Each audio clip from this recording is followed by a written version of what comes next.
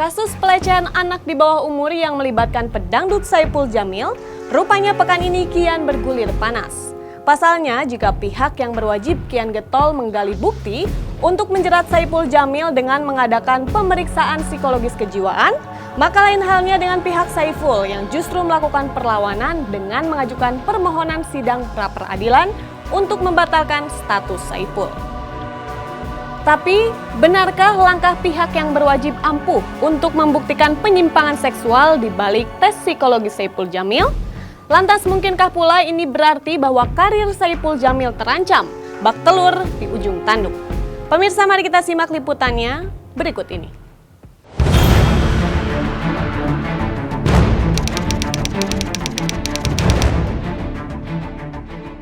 Heboh menyedot perbincangan panas publik, kini pasca 4x24 jam Saipul Jamil ditahan di Polsek Kelapa Gading sebagai tersangka kasus pencabulan anak di bawah umur, pihak Saiful kini mengambil ancang-ancang mengejutkan. Setelah keras menyangkal, kemarin tim kuasa hukum Saiful tiba-tiba mengutas niat untuk mengajukan permohonan sidang pra-peradilan di Pengadilan Negeri Jakarta Utara menyisakan tanda tanya. Pasalnya, jika alasan pihak pengacara Saiful mengajukan proses pra-peradilan karena mempertanyakan status penahanan Saiful, sementara DS sebagai saksi pelapor belum diperiksa secara utuh, faktanya pihak Polsek Kelapa Gading bahkan tidak hanya berhasil mengantongi pengakuan Saiful, tapi juga telah melakukan visum hingga tes DNA dan tinggal menunggu hari menguak hasilnya.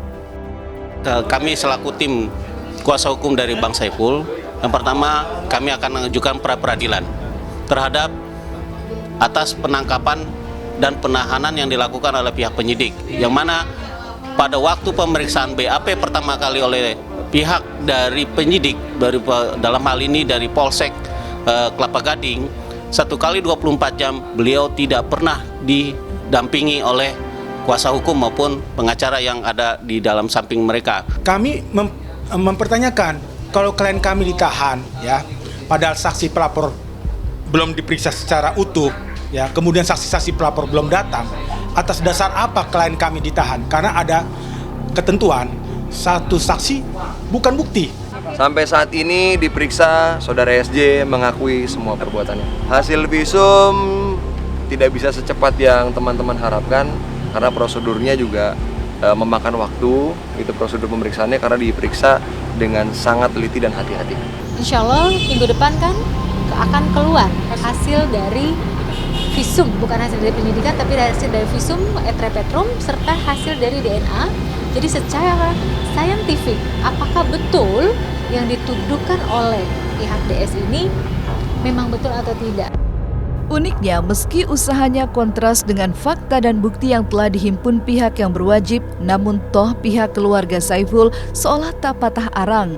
Bahkan kakak Saiful meragukan kondisi trauma korban DS yang konon ingin menjadi asisten sekaligus artis yang diorbitkan Saiful dengan menguak isi telepon pintar DS yang sempat mengumbar status numpang tenar. Tapi jika nyatanya korban DS bahkan di bawah perlindungan pihak KPAI atau Komisi Perlindungan Anak Indonesia dilarang terekspos di hadapan umum, bagaimana korban DS bisa menumpang tenar? DS ini di awal kejadian, ya, setelah pelaporan itu dia membuat status numpang tenar. Kemudian dia buat lagi status alon-alon asal kelakon. Di mana letak misalnya orang itu di dalam keadaan trauma? Di mana letak dia shock? Di mana dia seperti korban-korban lain?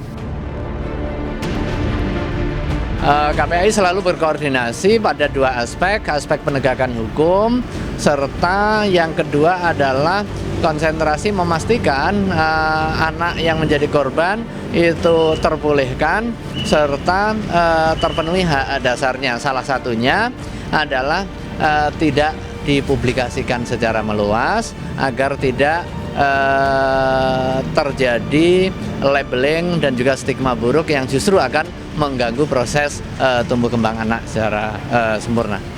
Pemerasan, sampai saat ini kami selaku kuasa hukum DS dan keluarga DS mengatakan dari pihak DS dan keluarganya, ya, tidak pernah melakukan untuk pemerasan, ya.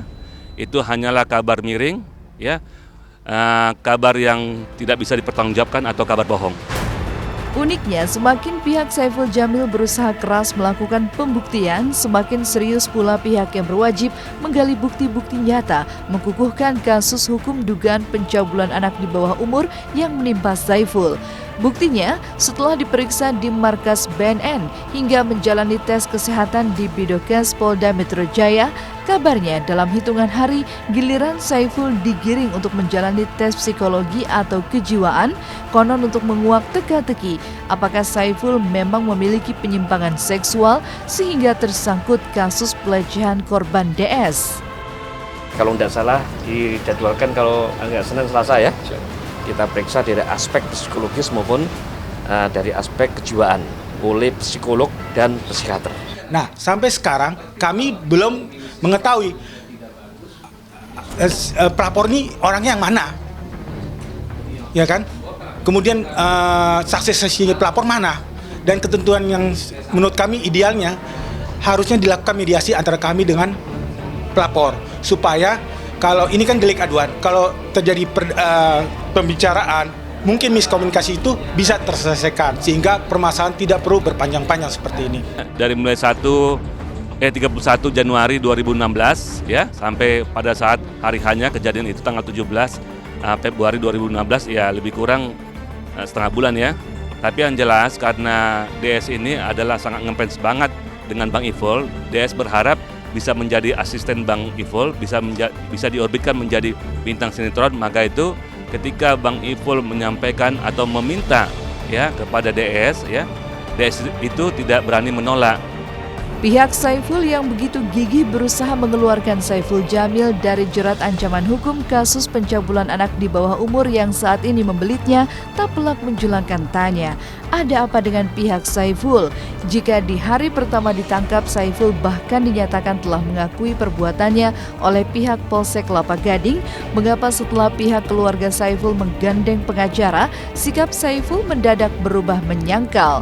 Mulai menderita kerugian diputus kontrak oleh salah satu stasiun televisi secara tiba-tiba, mungkinkah Saiful dan pihaknya takut jika pamor ketenaran Saiful terancam anjlok, sehingga kekeh melakukan usaha penyangkalan demi penyangkalan lagi? Entahlah, yang jelas hanya dalam hitungan hari pasca ditangkap akibat kasus pencabulan, Saiful tidak hanya dipecat, belakangan bahkan plat nomor Saiful pun mendadak ditutupi dengan plester. Ada apa gerangan? Demi Allah, ya saya akan membela adik saya. Hari ini Saiful sudah menerima hukumannya. Beliau sudah dinyatakan diberhentikan di salah satu stasiun TV. Jadi hari ini siapa yang sebenarnya dirugikan? Jelas Saiful pertama. Ya, baik itu fisik, ya tadi, mental, ya, finansial, nama baik, karir, bahkan masa depannya sudah dibunuh habis gitu. Tapi Saiful masih sabar, kita keluarga juga masih sabar.